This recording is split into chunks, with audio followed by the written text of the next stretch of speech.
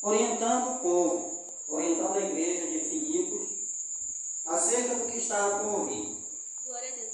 Muitas vezes a gente anda por aí no mundo errante, muitas vezes a gente faz coisa errada porque quer, sabendo que nós vamos receber a recompensa do que nós tivermos feito, seja bom ou seja mal.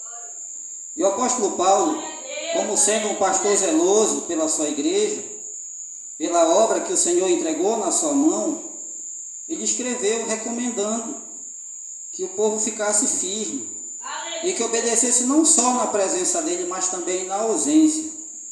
Não é verdade? Porque muitas vezes a gente tem esse defeito, muitas vezes como ser humano, muitas vezes como servo do Senhor, muitas vezes no nosso trabalho, muitas vezes na frente do nosso patrão nós somos de um jeito.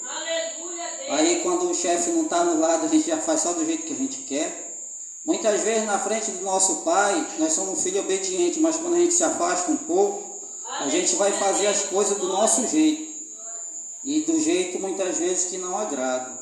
E assim mesmo é na igreja. Quanto, meus irmãos, na frente do pastor, a pessoa é de um jeito, a pessoa às vezes fala pouco, muitas vezes não tem assunto para conversar com o pastor, mas diante, quando está perto dos irmãos lá de fora, do pessoal muitas vezes que nem crente não são, a pessoa tem assunto, a pessoa conversa, a pessoa ri, a pessoa se diverte, se distrai. E isso o apóstolo Paulo tinha um cuidado de deixar dito para a igreja, que a igreja ela tinha que se reservar, tinha que se separar do mundo e que fosse irrepreensível, entendeu? Que eles procurassem ser não só na presença dele, mas na ausência dele também. Porque é isso que acontece muitas vezes, porque as pessoas muitas vezes acabam se desviando do caminho do Senhor. Porque muitas vezes a palavra do Senhor fala que as más conversações corrompem os bons costumes.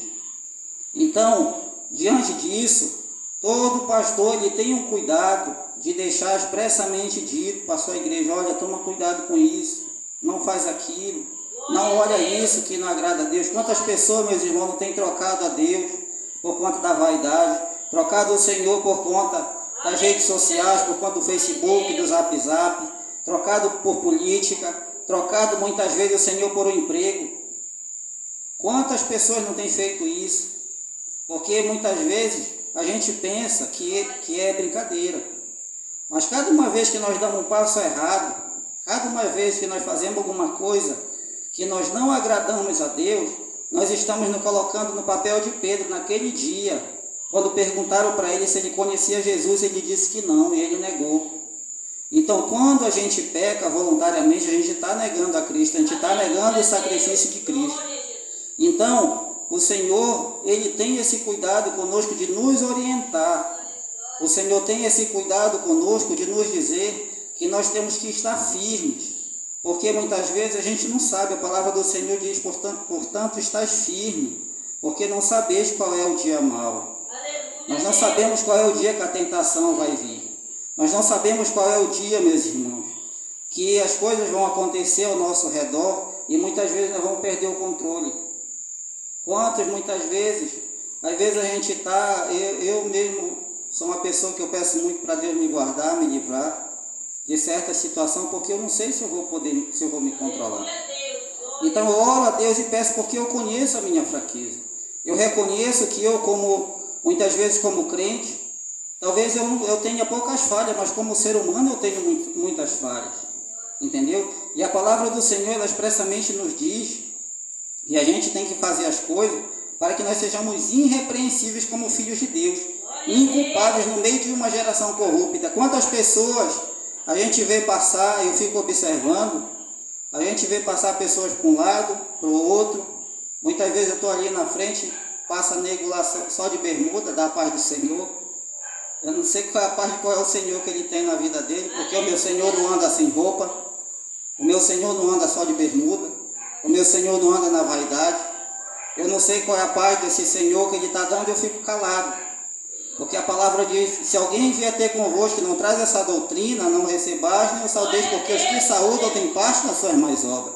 Para vocês verem que o negócio é estreito, que só Muitas vezes uma pessoa passar ali e eu cumprimentar ele de volta, não, a paz do Senhor, eu estou compartilhando do pecado dele. Quantas pessoas estão compartilhando o pecado do outro, compartilhando de tanta imundície que tem em cima dessa terra, muitas vezes por ser covarde, muitas vezes por não dizer, não, meu irmão, eu não compartilho disso aí não.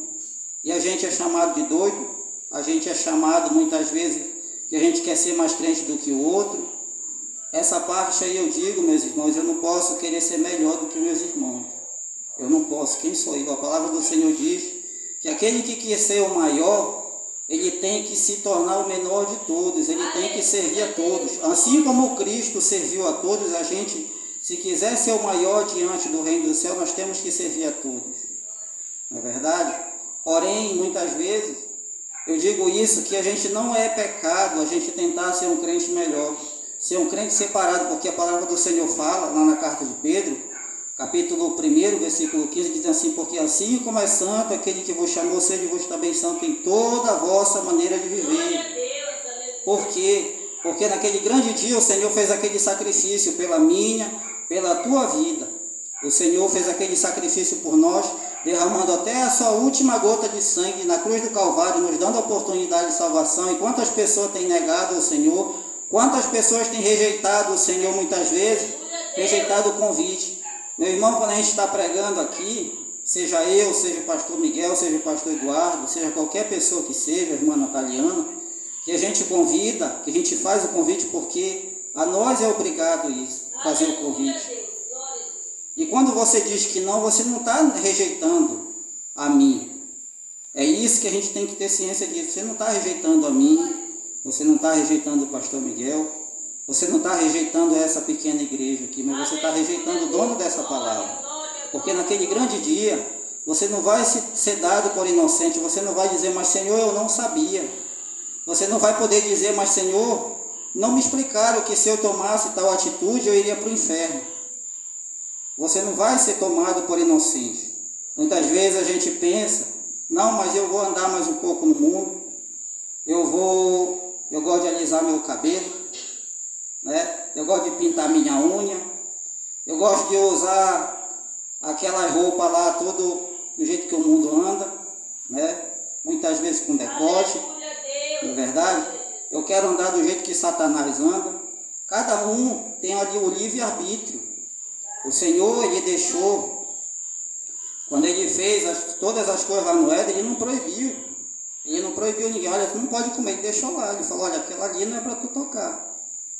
Mas aí o homem não quer o que é de Deus. A palavra do Senhor fala aqui, em Tessalonicenses e Filipenses, no mesmo capítulo, capítulo 2, versículo 21, diz assim, porque todos buscam o que é seu, todos buscam o que é seu e não o que é de Cristo. Qual é a vontade de Cristo para a nossa vida?